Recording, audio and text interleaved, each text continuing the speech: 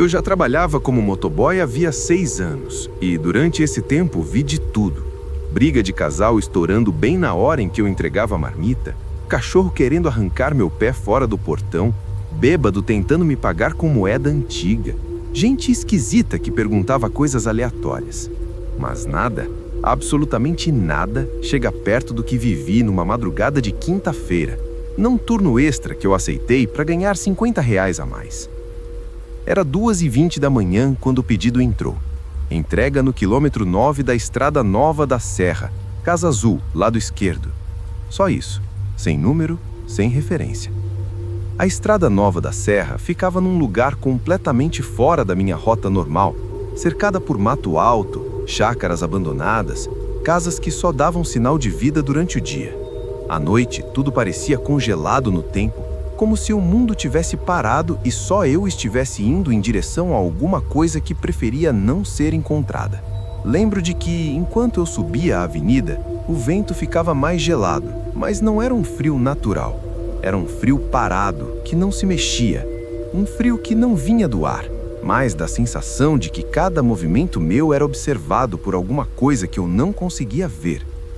Quando entrei na estrada, a iluminação acabou de repente. Os postes estavam apagados como dentes podres numa boca velha. Só o farol da moto recortava o mato dos dois lados. Havia momentos em que eu achava ver pessoas caminhando pelo acostamento, mas quando passava o farol por cima, era só mato ondulando. A cerca de 5 quilômetros, o cheiro de vegetação mudou para algo úmido, como madeira que apodrece há muitos anos. A sensação de que a estrada era mais estreita do que realmente era começou a me irritar. Jurei que tinha passado por aquele mesmo trecho já umas 2 vezes. As árvores tinham o mesmo formato, o mesmo tronco torto do lado direito, mas o GPS mostrava que eu avançava.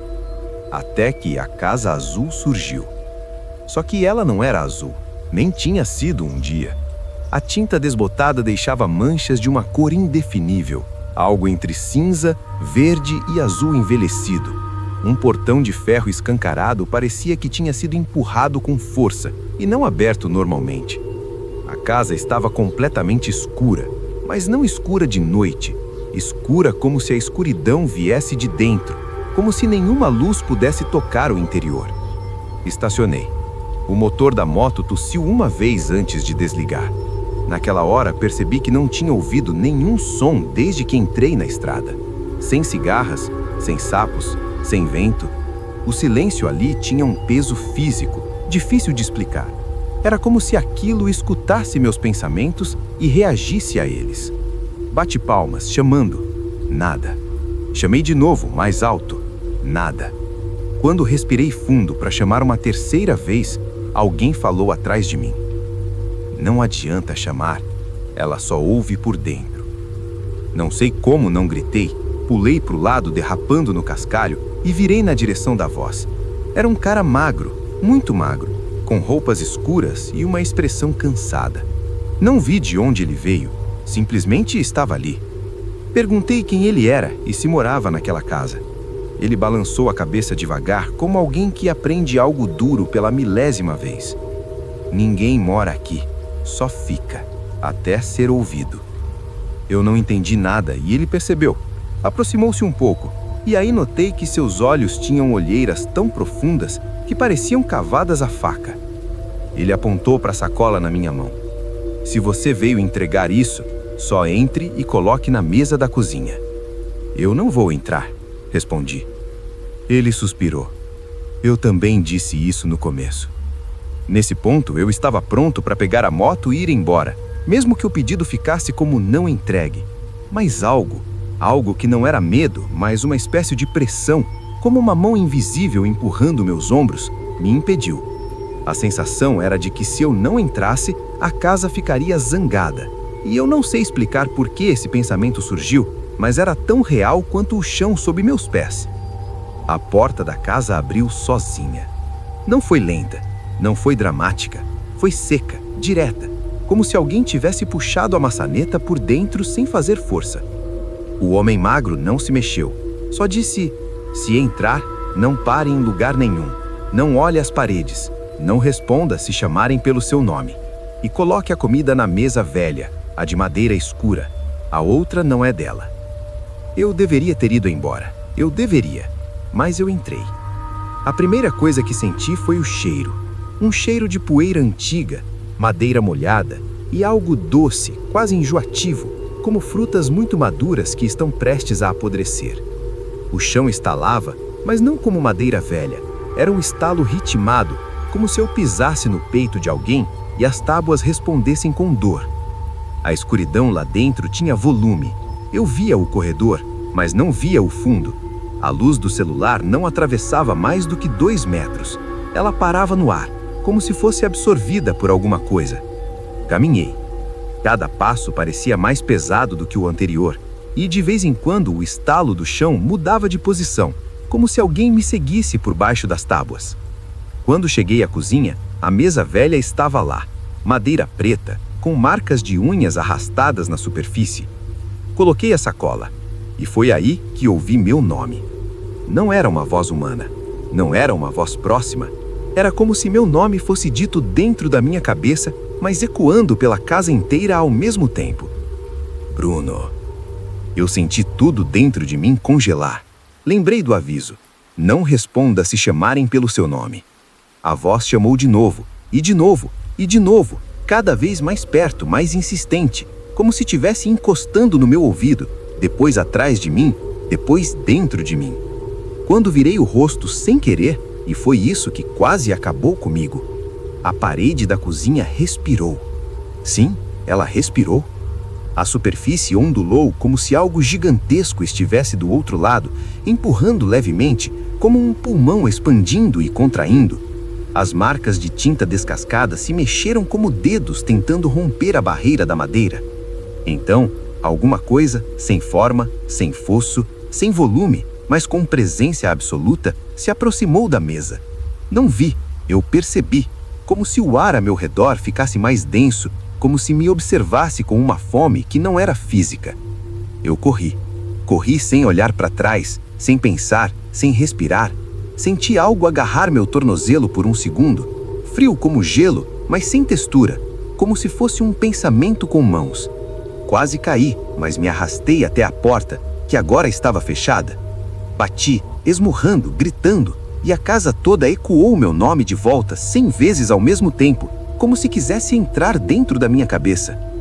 A porta abriu tão rápido que quase caí para fora. O homem magro estava lá, mas agora parecia ainda mais exausto, como se minhas ações tivessem drenado algo dele. Você olhou, não olhou? Eu não conseguia responder. Ele suspirou, virou-se de costas e só disse: "Não volte pela estrada. Ela não vai deixar. Vá pelo mato. Ande até ouvir a cidade. Se voltar para o asfalto, ela te pega." Corri pelo mato alto, arranhando pernas e braços, com galhos batendo no meu capacete, tropeçando em pedras, ouvindo a casa me chamando, do mesmo modo que alguém chama um cachorro que fugiu. Foram quase 40 minutos até ver as luzes de um posto de gasolina. Quando cheguei lá, tremendo, percebi uma coisa. A sacola que eu deixei na casa estava na minha mão. Eu não lembro de ter pegado de volta. Dentro dela não tinha comida. Só havia um pano enrolado, sujo de algo escuro, e dentro do pano, um pedaço de mesa velha, a madeira arranhada, quebrada, com marcas profundas na superfície. Levei para casa? Não. Joguei fora? Não consegui. Está no fundo do meu armário.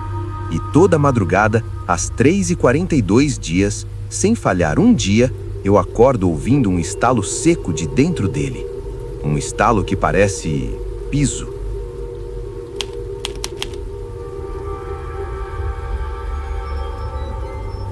Eu sempre achei que conhecia bem as ruas da cidade. A gente que trabalha na moto aprende a ler o asfalto, o cheiro do ar, a movimentação das esquinas. Sabe onde tem blitz, onde os cachorros correm atrás, onde a rua laga, onde a galera tenta te assaltar fingindo que vai pedir informação. Mas naquela noite, eu descobri que existiam ruas que não estavam no mapa. Ruas que ninguém devia conhecer. Era uma quinta-feira, quase 4 da manhã. O app já tinha tocado para encerrar meu turno, mas entrou um último pedido antes de eu conseguir desligar. Entrega na Rua das Açucenas, número 54, bairro Jardim Mirassol. O problema é que eu nunca tinha ouvido falar dessa rua, nem desse bairro. Pensei que fosse algum loteamento novo, porque a cidade vive crescendo em lugar nada a ver. Como eu estava precisando do dinheiro, aceitei. De cara, senti que o pedido era estranho. Nenhum pedido é feito para um bairro que não aparece nem no Google Maps, mas o app estava insistindo que a rota estava correta. Saí do centro e fui seguindo pela Avenida Leste, que cortava a cidade até a Zona Nova. A moto vibrava mais que o normal, como se o asfalto estivesse irregular, mas quando eu olhava, era liso. O vento estava parado, nem parecia madrugada, parecia suspensão, como se o ar estivesse esperando alguma coisa acontecer. Quando cheguei na entrada do bairro Jardim Mirassol, percebi que não havia placa indicando o nome, só um portal velho, com tijolos quebrados, coberto por musgo. Tive a sensação imediata de estar entrando num lugar que não queria visitantes. A primeira coisa que estranhei foi o silêncio. A segunda foi a luz dos postes. Eles brilhavam menos do que o normal, como velas prestes a se apagar. Alguns piscavam de forma ritmada, não aleatória, como sinais. 3 piscadas no poste da esquina, 5 no da rua do lado, 1 lá no fim, e depois repetiam. Um padrão, claramente um padrão. Mesmo que eu tentasse desviar o olhar, meu cérebro registrava. As ruas eram largas, mas vazias, casas idênticas, como se tivessem sido copiadas e coladas. Todas com muros da mesma altura, janelas do mesmo tamanho, cores apagadas, tons de bege morto, cinza doentio, verde mofado. Nenhuma luz acesa, nenhum carro, nenhum cachorro, nem inseto. Era como se aquele bairro não fosse feito para morar, como se fosse montado às pressas só para existir à noite. O app me mandou virar à esquerda 3 vezes. Quando virei pela terceira, tive um déjà vu tão forte que parei a moto. Eu já tinha passado por aquela rua. As mesmas casas, a mesma calçada com uma rachadura em forma de V, o mesmo poste piscando 3 vezes, pausando, piscando mais 2. O mapa mostrava que eu estava indo para frente, mas tudo indicava que eu estava dando voltas em um mesmo bloco, só que sem jamais voltar para o ponto de onde comecei. Decidi ignorar o mapa e subir direto, mas a rua acabou num lugar que não estava ali antes. O asfalto simplesmente terminava, assim, do nada. Não tinha obra, não tinha sinalização, era um fim seco. E logo após o fim, havia um terreno enorme, vazio, plano, onde a neblina cobria tudo até a cintura. Dava para ver algumas formas escuras dentro dela, como postes tortos, cercas antigas, talvez restos de construções, mas nada nítido. E bem no meio da neblina, uma casa isolada. Uma casa completamente diferente das outras, pequena, torta, com um telhado ondulado e janelas estreitas demais para servir, e com o número 54 pintado na porta, em tinta recém-seca. Eu deveria ter ido embora naquele momento, mas quanto mais eu encarava a casa, mais sentia algo me puxando. Não fisicamente, mas como se uma lembrança esquecida estivesse tentando se abrir dentro de mim. Eu não reconhecia o lugar, mas uma parte da minha mente parecia reconhecer. Desci da moto e senti o terreno vibrar sob os pés, como se estivesse respirando levemente. O neblina se mexia como se acompanhasse minha respiração. Quando bati na porta, ela abriu antes que meu punho tocasse a madeira. A casa era pequena, mas maior por dentro do que parecia por fora. Não havia corredor, só um cômodo com móveis antigos, uma mesa de madeira escura, 2 cadeiras tortas, um espelho oval na parede e uma cortina vermelha cobrindo algo no canto. Um ventilador de teto girava lentamente, mas não fazia vento, nem barulho. Coloquei o pedido sobre a mesa e chamei. Entrega da madrugada. Nada. Chamei de novo. O ar ficou mais pesado, como se descesse alguns centímetros sobre minha cabeça. O ventilador parou. A cortina vermelha balançou sem vento algum. Foi quando eu vi o espelho. Ele estava virado de forma que eu conseguia ver a porta atrás de mim, a mesa e um pedaço da cortina vermelha. Mas tinha algo mais dentro do reflexo. Um corredor. Um corredor que não existia na casa real. Escuro, profundo, com uma porta no final. Uma porta que não devia estar ali. Olhei para trás, para conferir se eu estava vendo coisa demais, e atrás de mim só havia a parede. Quando voltei o olhar para o espelho, o corredor ainda estava lá. Só que agora havia alguém na porta ao final dele. Alguém muito magro, com o corpo inclinado para frente, como se o pescoço estivesse esticado além do limite humano. A silhueta era fraca, mas os olhos estavam abertos, brilhando como lâmpadas velhas. A figura deu um passo para fora da porta. O corredor tremeu no reflexo. A casa real também tremeu. Eu dei um passo para trás, mas meus pés não responderam direito, como se o chão tivesse ficado gelatinoso, segurando minha sola. O ar ficou espesso, difícil de respirar. A figura andou mais, estava mais perto, e quando chegou no meio do corredor, vi uma coisa que até hoje me faz perder o sono. Ela levantou a mão lentamente e bateu do lado de dentro do espelho, como se o vidro fosse uma janela, do lado de lá. O toque fez um som seco, porém abafado, um som impossível. Foi então que eu ouvi uma voz. Não era masculina, nem feminina. Era como um sussurro vindo de baixo do chão ou de dentro da parede, falando direto no meu ouvido interno. Você não devia ter vindo sozinho. A cortina vermelha balançou com força, como se algo tivesse passado por trás dela. A casa inteira estalou. O espelho tremeu. Eu corri. Não pensei, não olhei, só corri, tropeçando, esbarrando na porta, saindo sem olhar para trás. A estrada que eu conhecia não estava mais igual. As casas estavam mais longe, os postes apagados, as luzes piscaram todas ao mesmo tempo, como se piscassem em uníssono para dizer adeus. Quando finalmente saí do portal do bairro, a madrugada voltou ao normal. Vento, ruídos da cidade, cheiro de gasolina, era como se eu tivesse saído de um bolsão preso no tempo. Parei num posto para respirar. Só então percebi que a sacola térmica, que eu havia deixado na mesa da casa, estava de volta com a tampa aberta na minha garupa. Dentro não havia comida, só um objeto, um pedaço de vidro quebrado. E não era vidro comum, era parte de um espelho.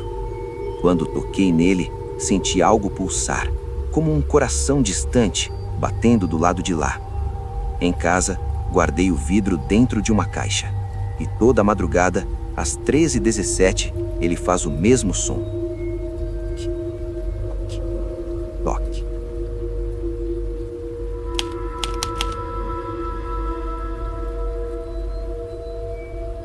Eu trabalhava fazendo entrega para restaurantes 24 horas da região e sempre pegava o turno da madrugada porque pagava mais. A cidade ficava silenciosa nesse horário e a moto cortando o vento me dava uma sensação de liberdade que eu não sentia em nenhum outro momento da vida. Só que, às vezes, a madrugada tem lugares que não são para ser cruzados por ninguém, muito menos por um motoboy sozinho.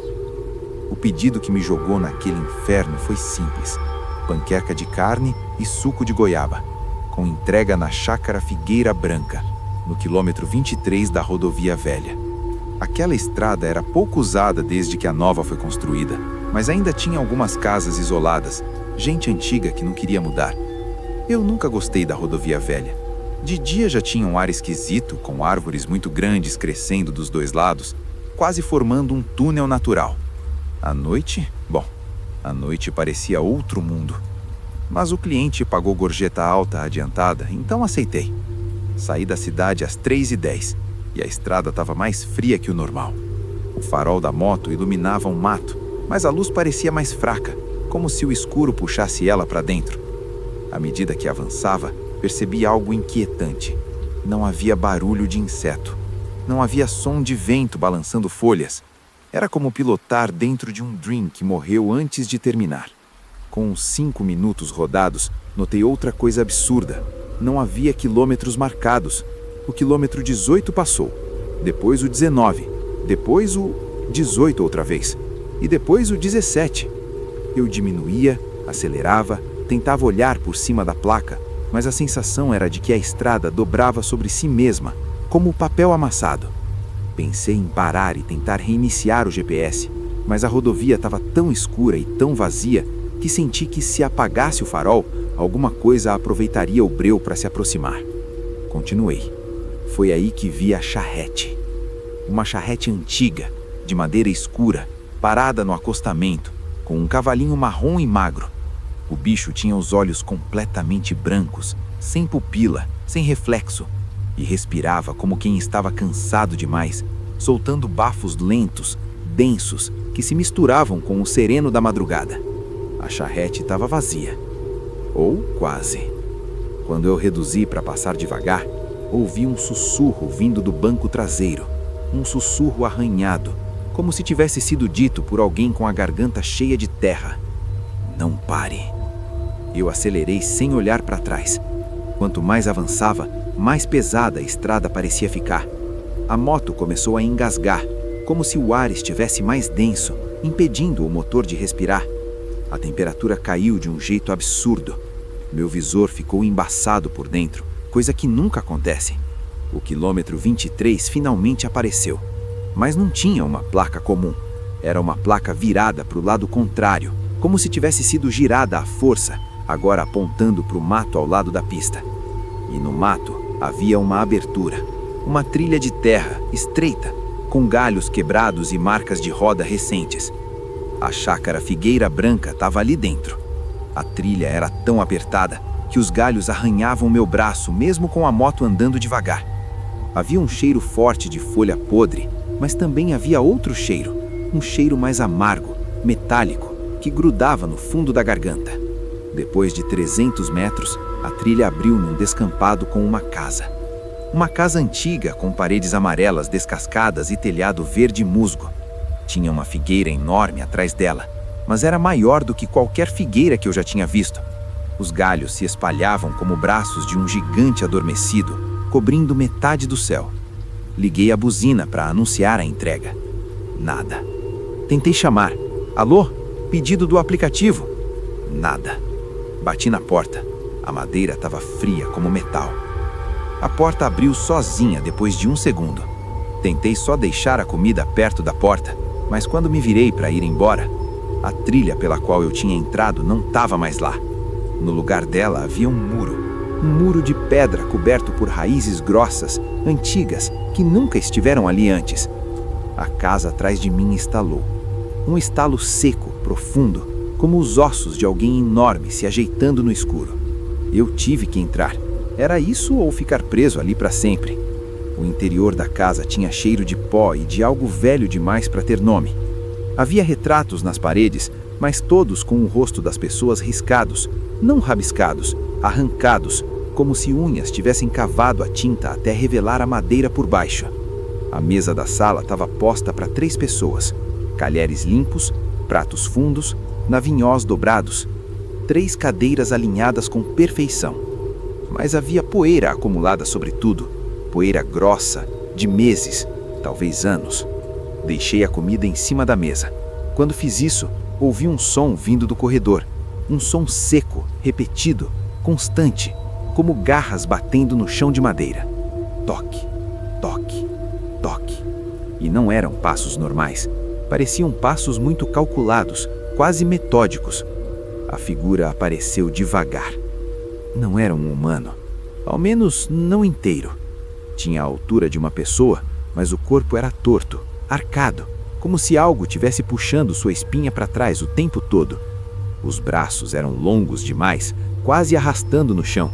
A cabeça parecia coberta por um pano preto, que se movia com pequenos tremores, como se houvesse algo vivo por baixo, cutucando o tecido. Eu não consegui correr. Meu corpo congelou. A coisa parou diante de mim, a menos de 1 metro. O pano preto sobre a cabeça dela estufou por 1 segundo, e dentro dele, alguma coisa respirou fundo. Então ela falou. A voz não saiu da cabeça, saiu do peito, como se cada palavra tivesse sendo empurrada por um pulmão cheio de água. Você trouxe comida? Meu corpo se soltou de repente, como se alguma força tivesse largado minha espinha. Corri sem olhar para trás. A porta estava mais longe do que deveria, como se a sala tivesse se estendido. O ar ficou espesso, quase líquido. Meus pés batiam no chão sem fazer som nenhum. Quando alcancei a porta, senti dedos gelados arranharem a parede ao meu lado, bem perto. A coisa não correu. Ela andou devagar, como se soubesse que eu nunca escaparia. Só que escapei. Assim que cruzei a porta para fora, a trilha reapareceu atrás de mim, do nada, como uma fotografia que volta ao foco. A moto ligou no primeiro toque, sem engasgar. A estrada estava normal. Os quilômetros voltaram à ordem certa. Mas quando cheguei em casa, percebi algo que me fez quase desmaiar. Na garupa da moto, preso pela alça da sacola térmica, havia um talher. Um garfo de prata antiga, frio, com o cabo torto.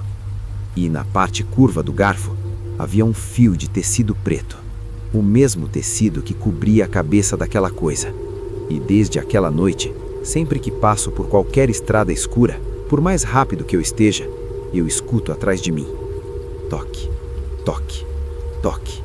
Não no asfalto, mas dentro da minha mente.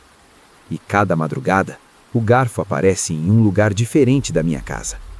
Eu não mexo nele. E estou começando a achar que ele também não fica parado.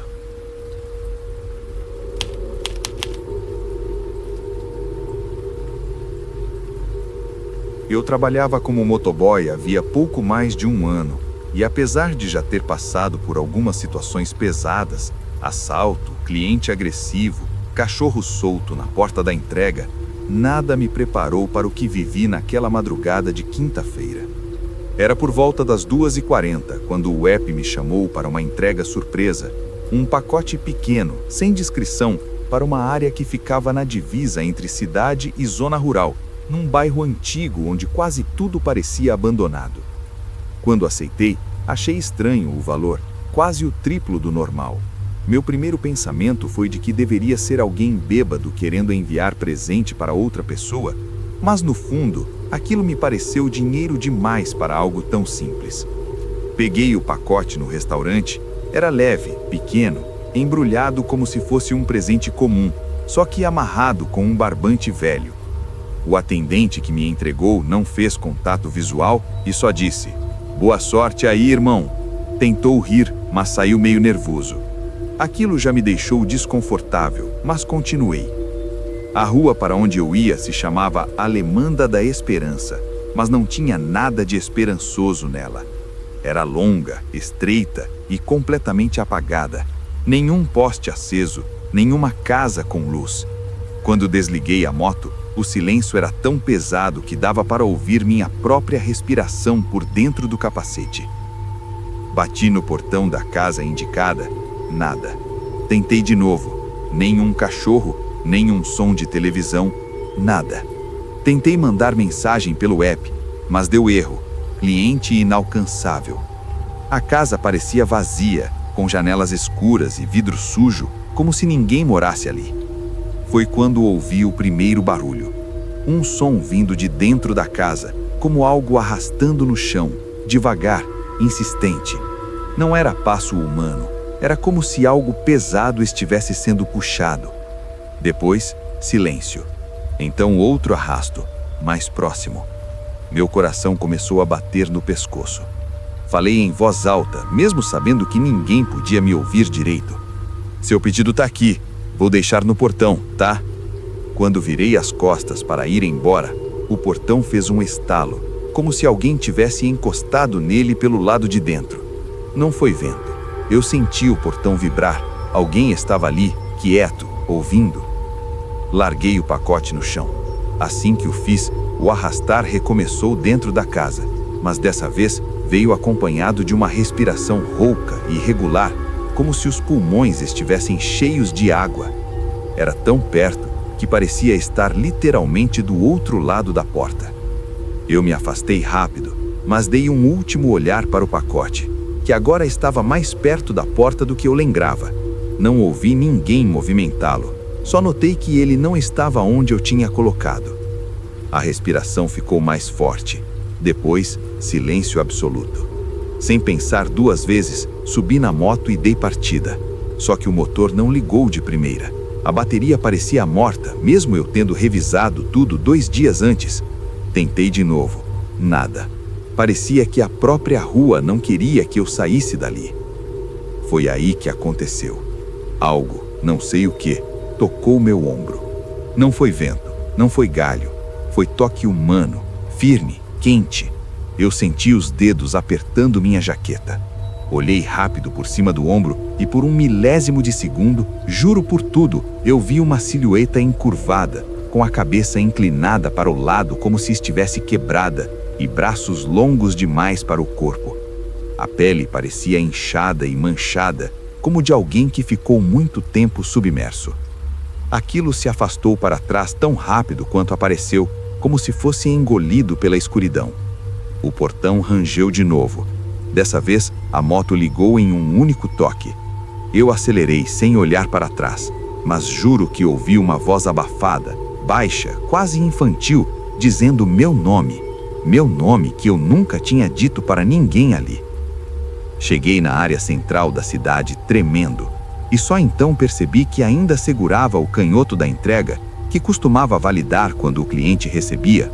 Mas no papel, onde deveria estar apenas o horário e a assinatura, havia um borrão escuro, circular, como se tivesse sido marcado por uma mão suja e molhada.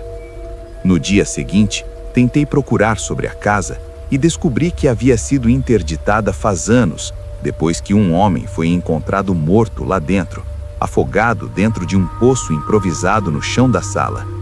Diziam que ninguém sabia como ele tinha ido parar lá, e que desde então a casa nunca mais encontrou comprador, porque quem chegava perto ouvia algo se arrastando. Desde aquela noite, evito pegar corridas na divisa da cidade, e sempre que passo por algum lugar vazio, sinto meu ombro formigar, como se aquela mão ainda estivesse ali, esperando eu parar de novo.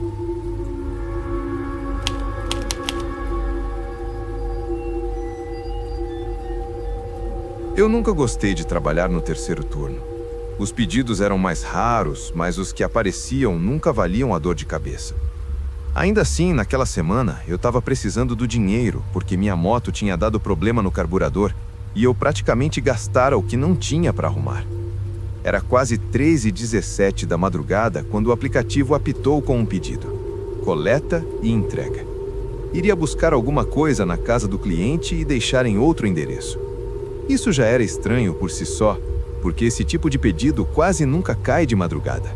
Mas pagava bem, quase 4 vezes mais que a média.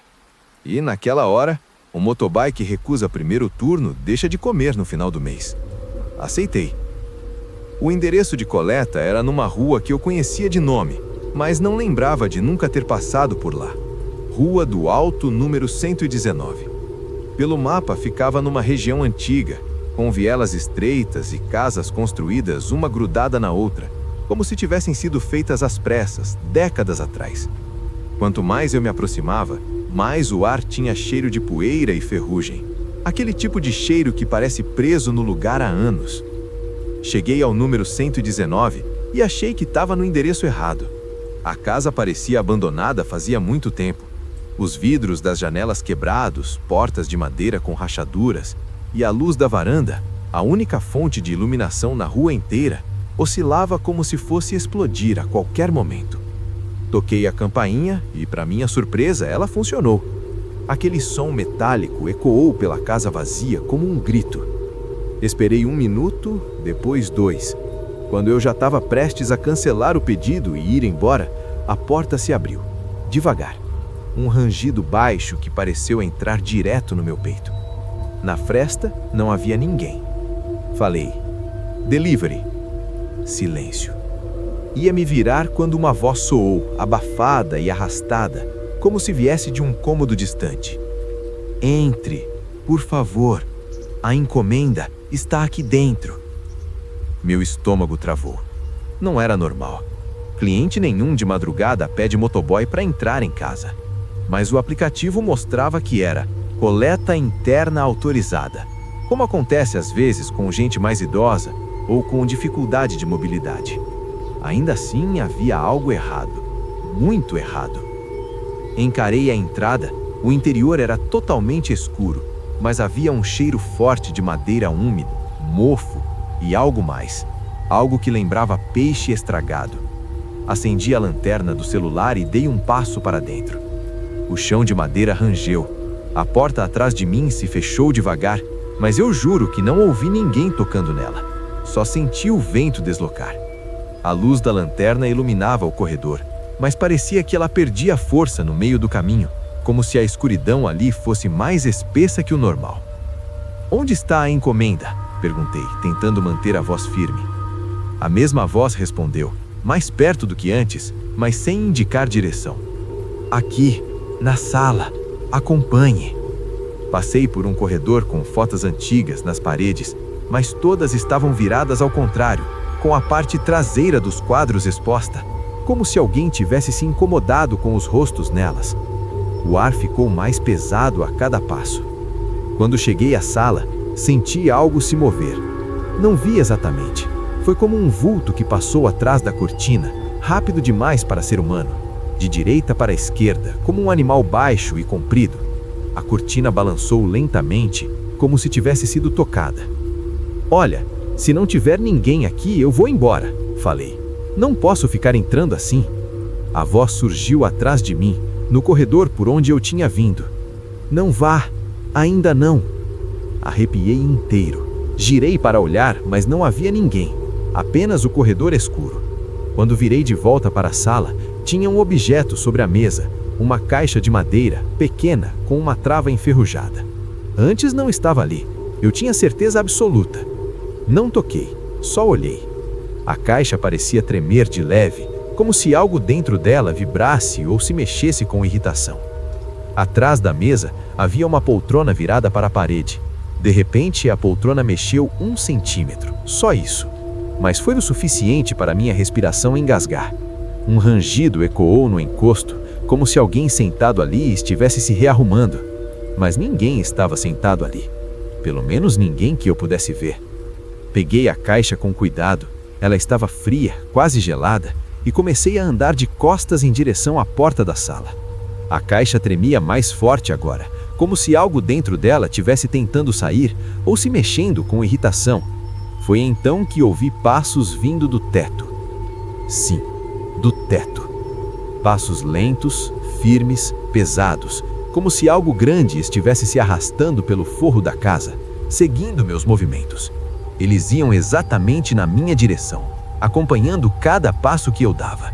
O teto estalava, rangia, parecia ceder. Eu não conseguia nem pensar, só andava, mantendo a lanterna erguida. Quando cheguei à porta da sala, tive certeza absoluta de que algo no teto desceu alguns centímetros. Vi a sombra projetada no chão, longa, deformada, com braços ou apêndices que arranhavam a superfície de madeira por dentro, como se estivessem procurando um lugar para perfurar e alcançar o cômodo onde eu estava. Comecei a correr. O corredor parecia mais longo do que antes. As sombras nas paredes se mexiam. Todas as fotos viradas tremeram ao mesmo tempo, como se algo tivesse passado rápido por trás delas. O cheiro de peixe podre ficou insuportável. A voz, agora várias, não só uma, começou a chamar meu nome, repetindo, sussurrando, rindo. Gargalhadas curtas, agudas, como se viessem de dentro das paredes. Cheguei à porta, ou tentei chegar. Ela não abria. Travei a maçaneta, chutei, empurrei, nada. Era como se tivesse sido lacrada por dentro. Atrás de mim, algo caiu do teto com um impacto tão forte que fez a casa inteira tremer. A vibração correu pelo chão até meus pés. O ar ficou quente, como se algo respirando bem fundo estivesse muito, muito perto. No desespero, consegui destravar a porta girando no sentido contrário. Não sei como não tinha tentado isso antes. Abri com força. A luz da varanda bateu nos meus olhos. Corri para fora, a caixa ainda nas mãos. Quando dei a primeira partida na moto, a porta da casa bateu atrás de mim com um estalo tão alto que ecoou pela rua inteira. E por um instante, enquanto acelerava, ouvi algo arranhar a porta por dentro. Arranhar como quem tenta forçar saída, como quem segue o cheiro, como quem não quer que alguém vá embora com aquilo que pertence a ele. Parei num posto de gasolina bem iluminado, e só então percebi que a caixa não tremia mais. Estava completamente imóvel. Olhei para ela por alguns segundos e a trava, que eu tinha certeza que estava fechada, agora estava aberta. A tampa se levantava alguns milímetros, como se me convidasse a olhar. Eu não olhei. Larguei a caixa no lixo do posto e fui embora. No aplicativo, a entrega apareceu como concluída. O pagamento caiu e uma mensagem automática dizia: "Obrigado, coleta finalizada com sucesso." Nunca recebi pedido daquela conta de novo. Mas 2 noites depois, quando estava parado num semáforo quase vazio no centro, ouvi uma batida leve na carenagem da minha moto. Um toque pequeno, como um dedo. Olhei para trás, nada.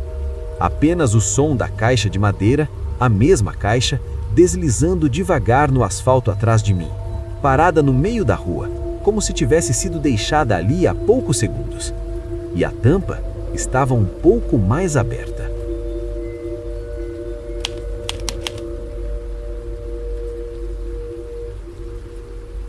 Eu sempre ouvi meus colegas dizerem que motoboy que trabalha depois das 2 da manhã começa a ver coisa. Uns falam que é o cansaço, outros que é a adrenalina demais, outros que é só a mente pregando peça. Eu nunca dei bola. Sempre achei que se você faz seu trabalho direito e fica na sua, nada acontece, nada sai da normalidade. Pelo menos até aquela madrugada na qual eu descobri que a normalidade é frágil, muito mais frágil do que parece.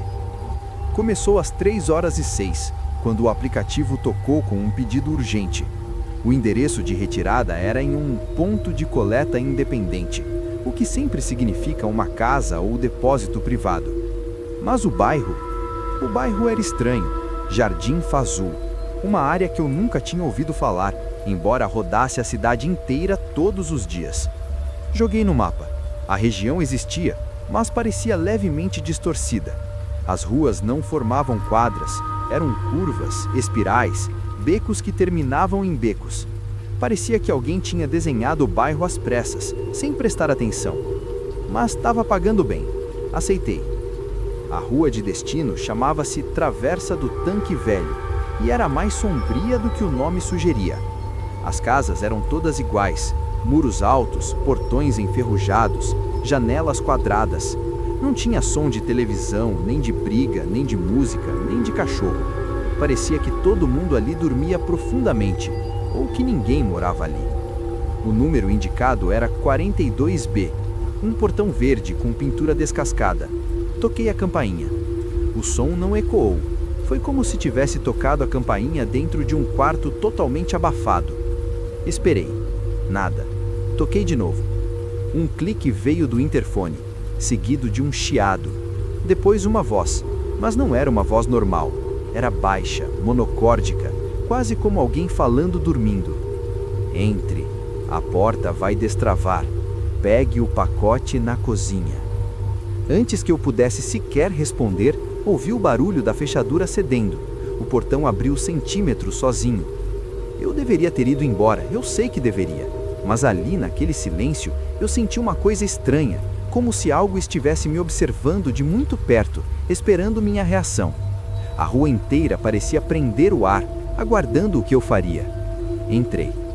O portão fechou atrás de mim com um empurrão suave, como se uma mão invisível tivesse conduzido. A casa por dentro era sufocante. As luzes eram fracas, amareladas, mas iluminavam mal. Os móveis tinham pano em cima, como se ninguém usasse nada. As paredes tinham manchas escuras que pareciam mapas de lugares que não existem. E o chão tinha um brilho estranho, como se algo tivesse sido derramado e nunca secado. A cozinha ficava no final de um corredor estreito, onde o ar ficava mais pesado a cada passo. Quando cheguei lá, vi o pacote sobre a mesa, uma caixa retangular embrulhada com papel pardo. Até aí normal, mas ao lado dela havia um bilhete escrito à mão. Não olhe atrás da porta. Eu não notei que havia uma porta atrás de mim até ler aquilo. Um vento frio passou pela minha nuca e eu tive certeza absoluta de que alguma coisa estava ali. Alguma coisa parada, imóvel, esperando que eu virasse. Podia ouvir a respiração, lenta, profunda, úmida, como se tivesse água nos pulmões. Meu coração parecia um tambor batendo no pescoço. Peguei o pacote devagar e andei de costas até o corredor. Passei pela porta sem virar. A respiração ficou mais forte, como se a coisa estivesse irritada por eu não ter olhado. Quando cheguei à sala, ouvi a porta da cozinha bater com força. Depois, silêncio. Corri até a saída. O portão abriu sozinho. A rua estava completamente vazia, e a sensação de ser observado sumiu por alguns segundos, só para voltar mais forte quando subi na moto. A entrega final era num bairro distante, quase na divisa da cidade, perto da antiga estação de tratamento de água, um lugar que eu não visitava desde criança. A moto parecia pesar o dobro. O pacote começou a emitir um som. Não era vibração, era um som abafado, como algo batendo lá dentro, ritmado, lento, orgânico, como um segundo coração batendo no mesmo ritmo que o meu. Tentei ignorar, concentrei-me na estrada, mas quanto mais me aproximava do endereço, mais a cidade ao redor parecia se transformar.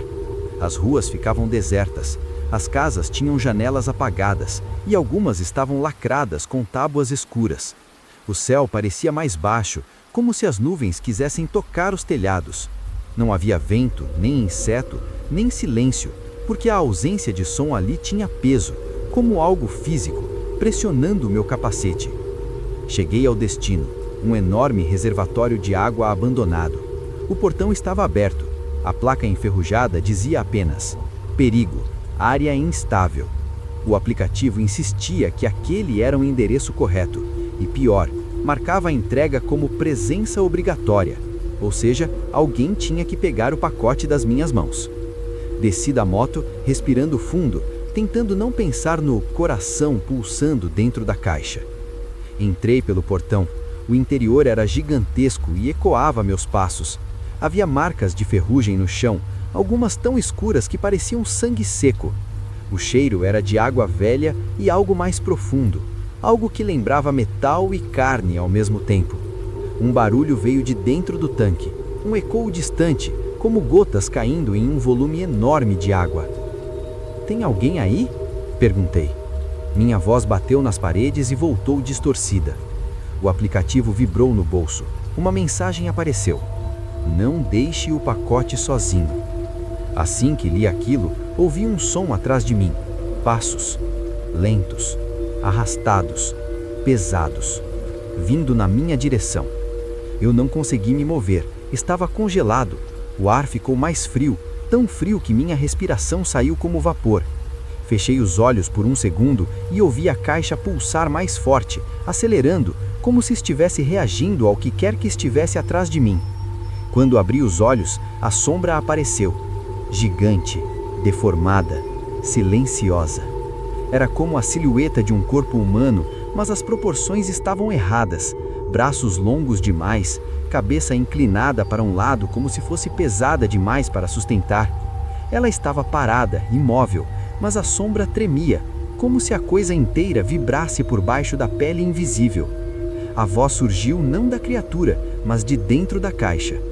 "Me devolva." Meu corpo entrou em choque. Quase derrubei o pacote. Dei passos para trás, tropeçando no chão. A sombra se aproximou, devagar, muito devagar. Mas cada passo sacudia o chão como se houvesse toneladas ali. Eu joguei o pacote no chão e corri. Corri sem olhar para trás, ouvindo a caixa bater, ouvindo a sombra acelerar, ouvindo aquele som úmido, pesado, respirando perto de mim. Quando atravessei o portão e subi na moto, a moto ligou no primeiro toque, mas eu teria jurado que ela não teria força. Acelerei como nunca acelerei na vida.